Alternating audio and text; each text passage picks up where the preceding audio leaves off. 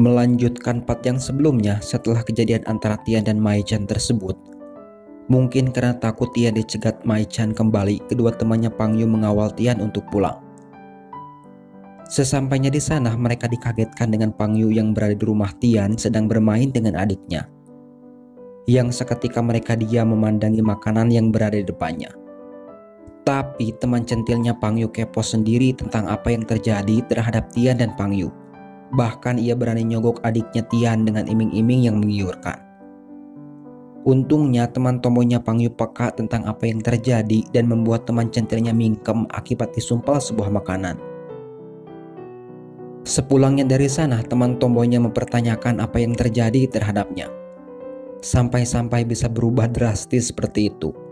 Ia juga menebak kalau Pang Yu menyukai Tian, tapi ia mengelak. Seberapa kali pun Pang Yu mengelak, selalu saja membuat Pang Yu gugup dan tidak bisa menjawab akibat counter attack temannya itu.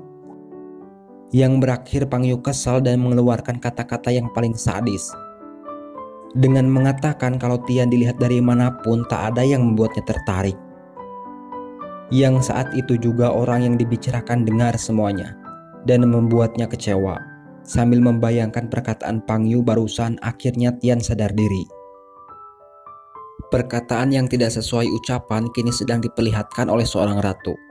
Pang Yu secara mengagetkan masuk ke perpustakaan yang membuat orang-orang di sana heran. Dan secara diam-diam dia mengambil beberapa buku tentang tema percintaan. Baru saja ia mulai membuka buku tersebut, ia kembali dikagetkan dengan Tian yang menemuinya. Yang secara spontan Pang Yu menyembunyikan buku-bukunya dari Tian. Tian juga mengajak dirinya untuk berbicara dengan serius, yang membuat Pang Yu gugup. Tian membicarakan tentang sepedanya. Ia tidak mau menerima itu secara cuma-cuma. Jadi ia menanyakan tentang apa yang ia bisa lakukan untuk Pang Yu yang membuat Pang Yu kembali gugup. Kegugupannya hilang ketika perkataan Tian terlihat berbeda dari Tian biasanya. Dan itu menjadi pikiran Pang Yu saat ini. Pang Yu curhat sama gurunya mengenai kisah percintaannya dengan menggunakan nama samaran dan meminta sarannya. Gurunya itu menebak bahwa orang tersebut bakal meninggalkan orang yang disebutkan Pang Yu atau nama samaran dirinya.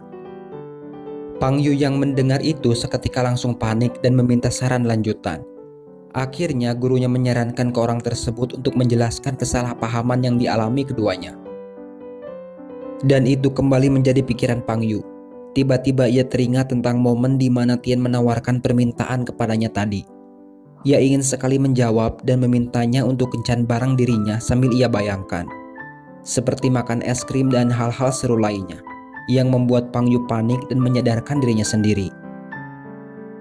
Permasalahan kembali terjadi ketika adiknya Tian sakit dengan keadaan di rumah mereka cuma berdua. Untungnya teman centilnya Pang Yu tidak sengaja datang ke sana, yang langsung membawanya ke rumah sakit dan menghubungi kakaknya yang langsung panik. Ternyata adiknya sebelum sakit sempat makan makanan yang sengaja dikirimkan seseorang. Dan setelah ditelusuri siapa yang mengirimkan itu adalah Mai-chan, yang membuat seketika Tian kalap. Ia ke kampusnya Mai-chan dan membuat keributan. Yang berakhir Tian bonyok oleh seorang perempuan musuh Pang Yu. Untungnya ada kapten mereka yang menghentikan itu. Dia juga menceramahi anak buahnya atas perlakuan mereka terhadap Tian dan mengungkapkan kekecewaannya terhadap mereka. Bukan itu saja, Pang Yu dan temannya juga menyusup ke sana guna membela Tian. Hampir ribut tapi dipisahkan oleh seorang guru. Setelahnya mereka dipanggil oleh kepala kampus dan kena omel terutama Tian yang memulai permasalahan itu, yang membuatnya terancam kehilangan beasiswa dan dikeluarkan dari kampus. Mendengar itu Pang Yu juga mengancam kalau Tian dikeluarkan dirinya juga bakal ikut mengundurkan diri yang diikuti teman lainnya. Tian juga memohon kepada kepala kampus untuk memberikannya satu kali kesempatan lagi. Tak lupa Tian juga berterima kasih sama Pang Yu atas perhatiannya. Baru saja menyambung kata-kata barusan, perkataannya langsung dipotong oleh Pang Yu sambil mengklarifikasi bahwa Pang Yu melakukan hal itu bukan karena menyukainya. Yang membuat Tian terdiam. Seakan-akan nembak saja belum sudah ditolak mentah-mentah. Akhirnya Tian juga mengklarifikasi bahwa dia tidak berniat mengatakan hal itu, yang membuat seketika Pang Yu malu dan Tian meninggalkannya dengan ekspresi aneh. Untuk kesekian kalinya perubahan Pang Yu diperlihatkan. Sekarang ia sudah bisa yang namanya minum pakai gelas butut yang sebelumnya boro-boro. Yang membuatnya senang bukan main, sambil senyum-senyum. Terus saat di kediaman Tian, Pang Yu kembali dibuat kesal oleh teman centilnya yang lagi-lagi menggoda Tian.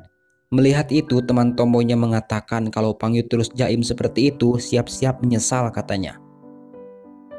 Kembali ke kampus, pelatihan Tian dimulai dengan bimbingan langsung ketua klub tinju yaitu teman tomboynya Pang Yu.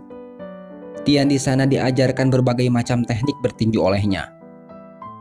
Ada momen di mana Pang Yu membuat Tian terdiam. Saat itu Tian dalam kerja sampingannya sebagai badut seperti biasa, Pang Yu selalu datang ke kafe tersebut hanya untuk makan makanan kesukaannya. Tapi untuk kali ini berbeda, ia kesana hanya untuk curhat sama badut tersebut. Ia membicarakan tentang perubahan Tian. Perlu diketahui Pang Yu curhat tidak menyebutkan namanya. Semua ia ceritakan permasalahan percintaannya terhadap Tian sambil membayangkannya. Yang membuat badut tersebut alias Tian sendiri sadar siapa orang itu sambil mematung. Mungkin dia tahu kalau Pang Yu menyukainya. Latihan kedua dilakukan. Tian dengan mempelajari teknik menghindari pukulan. Yang menjadi pelatih di latihan kedua ini adalah teman centilnya Pang Yu yang berakhir aksi-aksi modusnya terhadap Tian kembali kumat. Terus setelah melakukan latihan, ia juga kembali bekerja paruh waktu di sebuah tempat pencucian mobil.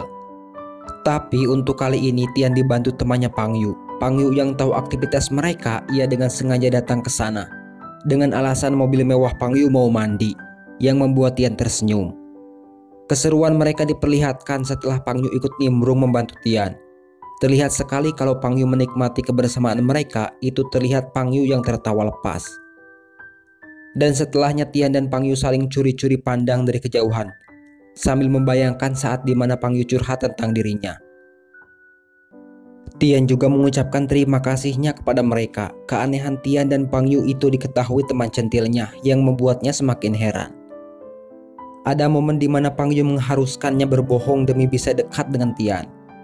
Saat itu di kampusnya dengan sengaja Pang Yu bersembunyi di sebuah pohon sambil menunggu Tian. Yang dimana saat Tian melewati tempat itu, ia akan keluar dan bertemu dengannya seolah-olah pertemuan tidak direncanakan.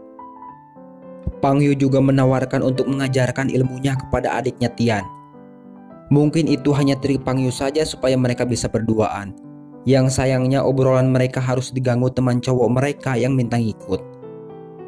Setelah ngeles sana sini supaya temannya itu tidak mau ngikut, akhirnya keduanya ke sebuah akademi taekwondo tempat adiknya Tian belajar. Untuk membantu mengajarkan anak-anak dasar dari teknik taekwondo yang baik dan benar. Dan kembali diperlihatkan di sana betapa senangnya Pang Yu saat berada di dekat Tian. Setelah selesai acara itu, keduanya terlihat jalan berdua sambil sedikit berbincang membicarakan keseruan aktivitas mereka bareng anak-anak tadi. Pang Yu juga membicarakan kenapa dirinya menyukai tinju dan lainnya. Di tengah obrolan mereka terlihat anak kecil yang sedang menangis karena layangannya tersangkut. Tanpa pikir panjang, Pang Yu mengembalikannya. Melihat kebaikan Pang Yu, Tian kagum sampai ketahuan Pang Yu yang sedang menatapnya.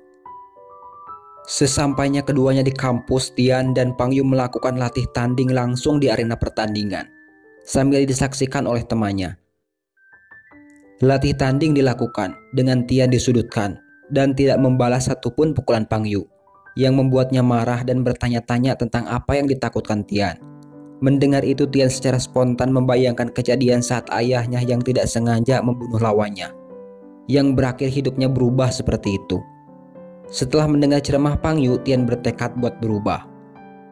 Pikiran Tian bertambah ketika Mai Chan ke rumahnya dan kembali memprovokasi dirinya, yang membuat Tian untuk pertama kalinya bisa melawan dan membuat Mai Chan tersudutkan. Tian juga meminta Mai Chan untuk sabar, pasti tiba saatnya mereka bertemu di atas ring, yang membuat Mai Chan seketika kabur. Kedatangan Mai Chan barusan seperti obat bagi Tian yang lagi banyak pikiran. Itu terlihat Tian merasa lega setelah masalah barusan terselesaikan. Dan paginya Tian kembali melakukan latihannya dengan tangan terluka akibat memukul tembok saat bermasalah dengan Mai Chan kemarin, yang membuat teman-temannya khawatir, tapi Tian menenangkannya. Ia juga kembali latih tanding bareng Pang Yu yang berakhir dirinya kalah telak. Sebelum turnamen diadakan, kedua kampus melakukan sebuah pesta bersama, yang dimana semua siswa harus menghadirinya. Ada adegan lucu di sana pada saat proses masuk ke panggung acara para siswa diharuskan melewati sebuah alat detektor.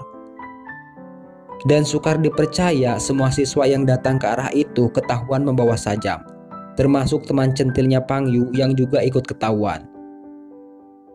Ada satu momen di mana Tian bisa membuat Pangyu terpesona akan ketampanannya. Saat itu Tian datang ke tempat acara dengan setelan jas yang membuatnya jadi pusat perhatian, termasuk Pangyu yang tak berhenti menatapnya. Sempat diganggu teman centilnya, untungnya teman Tomonya peka dengan menghalang-halangi temannya itu. Ia juga menyuruh Pangyu untuk bergerak, tapi ia terlalu jaim untuk mendekat. Saat Pangyu melihat Tian keluar, barulah di sana ia mendekati Tian dengan 1000 alasan yang biasa Pangyu ucapkan ketika ingin mendekatinya. Di sana juga tepatnya di sebuah taman keduanya saling memuji tampilan masing-masing, yang membuat keduanya lagi-lagi salah tingkah dan malu.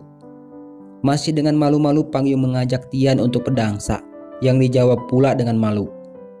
Akhirnya kedua amatiran itu berdansa di tengah taman, saling senyum, saling tatap tak terhindarkan, yang pasti sangat serasi. Dan saat itu seketika membuat Tian ingat pertemuan pertama mereka di sana, tepat di tempat yang sama.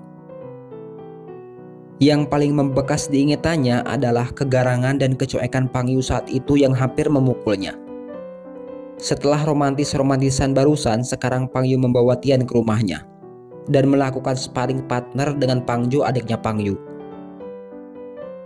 Awal pertarungan Tian terus disudutkan, tapi di akhir ia bisa memenangkan pertandingan, yang membuat Pangyu lagi-lagi terpesona. Adiknya juga sempat menyinggung tentang hubungan keduanya yang membuat Pangyu kesal sambil memperlihatkan tinjunya, yang membuat Tian dan Pangyu canggung. Mereka juga membicarakan tentang Pangjo yang hebat dalam segala hal. Dan tentunya sekarang Pangyu sudah terbuka terhadap Tian.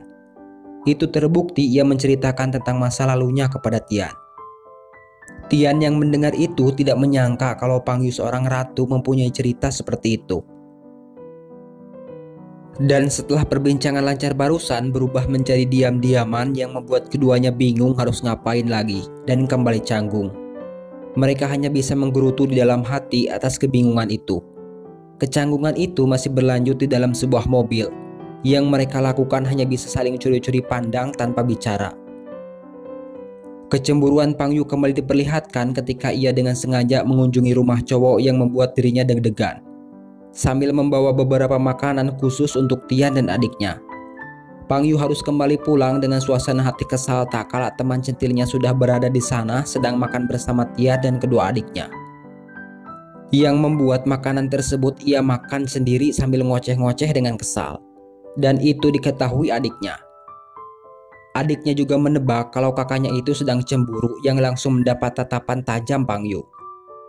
Melihat itu, adiknya menarik kata-katanya kembali dan berbalik mendukung suasana hati kakaknya yang sekarang.